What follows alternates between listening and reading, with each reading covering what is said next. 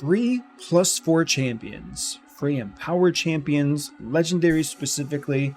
This is a question that I've asked a few people for. I've gotten really interesting answers to, and I want to know how you would respond to what I'm about to propose. So, with that being said, let's get straight into it.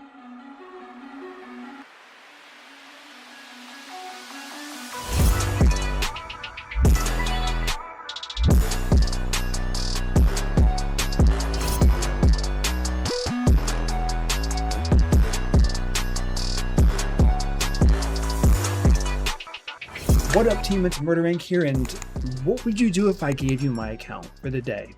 Or for the week? You know what? Let's just make it a week. This is something I've asked quite a few players, and I've gotten some pretty interesting responses, and I don't think I've ever really showed my account in YouTube before. So, that being said, I kind of do want to show you what I'm working with here. You can take a scan through it, and I'm going to be looking for your comments on this because I'm really curious as to what the majority player base, like what would you do first with this account? So what I'm gonna do now is I'm gonna kind of scroll through here so you can see my +4s, my +3s, just to get an idea of who I have. These are most of the champions I have. If you've seen my gear from videos, you know it's pretty high quality. I wouldn't say it's the best in the game, but it's definitely up there. I have almost every epic in the game. Now I have many more legendaries. I think I have all the unique ones that you could see. If you want to like make sure on who I have, don't have, you can definitely pause and watch it much slower. But I have tons of legendaries in the vault here. I think there are, to contradict myself just very quickly, I think there might be a few unique legendaries that I have in my vault that I am not aware of, but I mean I have hundreds and hundreds of legendaries.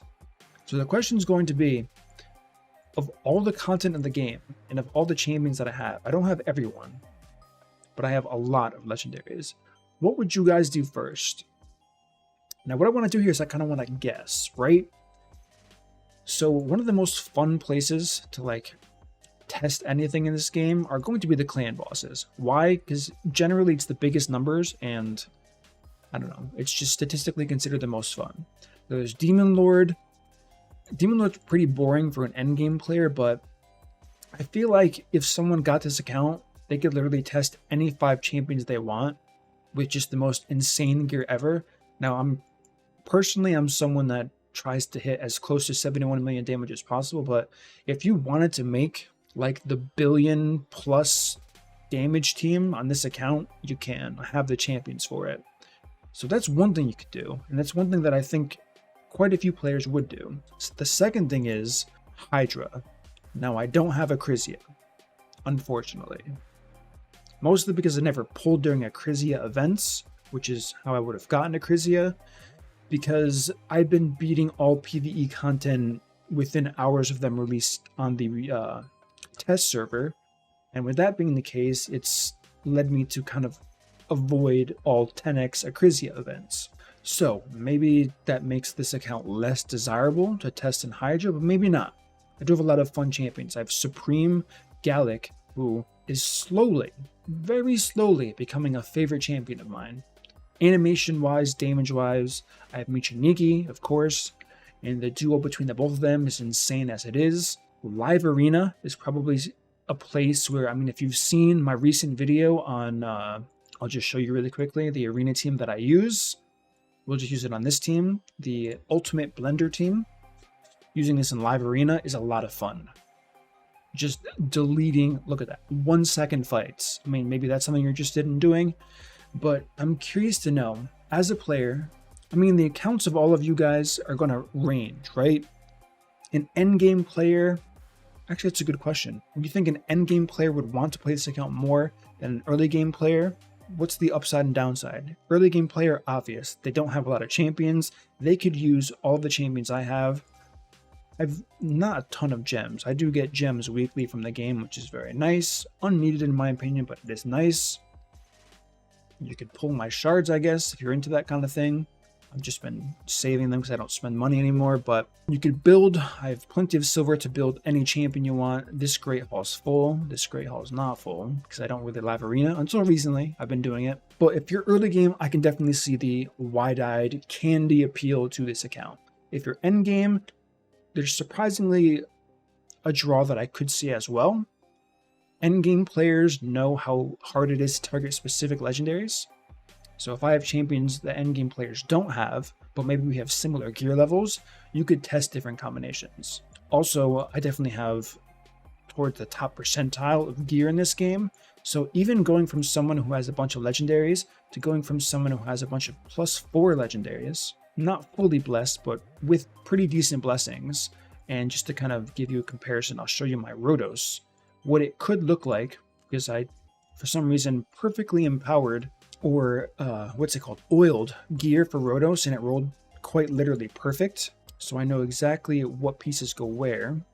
To find the shield, which is this shield. So we have 3 savage pieces, and I believe we're looking for gloves here, which is either this one or it's definitely this one. And then finally we have, doesn't seem right, I think I swapped gear or something. Do I have a cruel chest piece that I use for Rotos? Let's have a look. I don't, unless it's not an empowered one. Yeah, no, something's off here. This is why I should not slap random gear on random champions, because for a fact, I do know that the shield that I use on this guy is cruel. You want to know which shield it is? This busted one right here with 30% crit damage and a quad roll. It is this one. Okay, so that solves that issue. Let me go back to chest pieces here. Let me find the one that belongs on Rotos. Not the Turvold one. I mean, it's got to be this one, right? Yeah, so okay, look at these stats real quick. 54,760 health outside of Platinum Arena. 7,400 attack. We hit the DR for defense, 3,500. 259 speed, not crazy on the speed, but above average for sure. 100% crit rate, 322 crit damage. A lot of crit damage. With 2 revenge pieces and a reaction piece. On top of all of that, with of course 4-piece savage and 2-piece cruel. So, like I said, the appeal for an endgame player who probably cannot hit these stats to this account, I mean the attack, I know you've seen people with 10,000 attack, but usually they have like 30,000 health on a Rotos, so that's kind of the benefit here. And I kept the blessings at 6. I recently had a 6-star blessing for Rotos pop up, but I determined that, and we can kind of just confirm that really quickly, that adding additional speed isn't the biggest thing in the world. Like, what's 10 more speed for this champion when I can put on a support? 6-star Arbiter would be really nice. Copium, I do have 1 6-star, which is Warlord, but again, I don't buy souls, so I think on average, if you're free to play, you should get, if you're farming, big if here, if you're farming this dungeon every single day, I think it rounds out to just over 2 champions a year of a 6-star. Which is a long time to wait for a 6-star, but like I said, a lot of power spikes happen at 2 for damage dealing champions.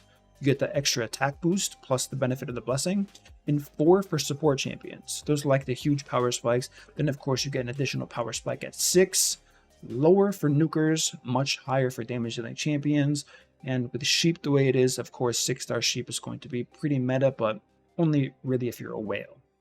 So that's my thoughts on this. That's the video I wanted to make. I'm curious about your feedback, what you would do on the account first, for one. And then moving on more towards the second point is, do you think this account would appeal to an endgame player that knows what they're doing in the game already and can test more things specifically, or to an early game player who might not be as familiar with the game, but they're like a kid in a candy store, where they get to just use anyone they want, test damage, pretty much unlimited resources. I mean, just assume that I have much more energy and gems, because I've been doing tons of videos lately and testing a bunch of stuff, so I've depleted a significant amount. So curious about that. I wanted to ask the question for a while. I've kind of always pushed back this video, so time to see where people would use this account, who they would build first. There's just tons of questions I could ask, and I probably should have laid it out better and just said, here are the questions I would have for you if you were to play this account here. And who knows, maybe in the future, I do something where I let someone play my account for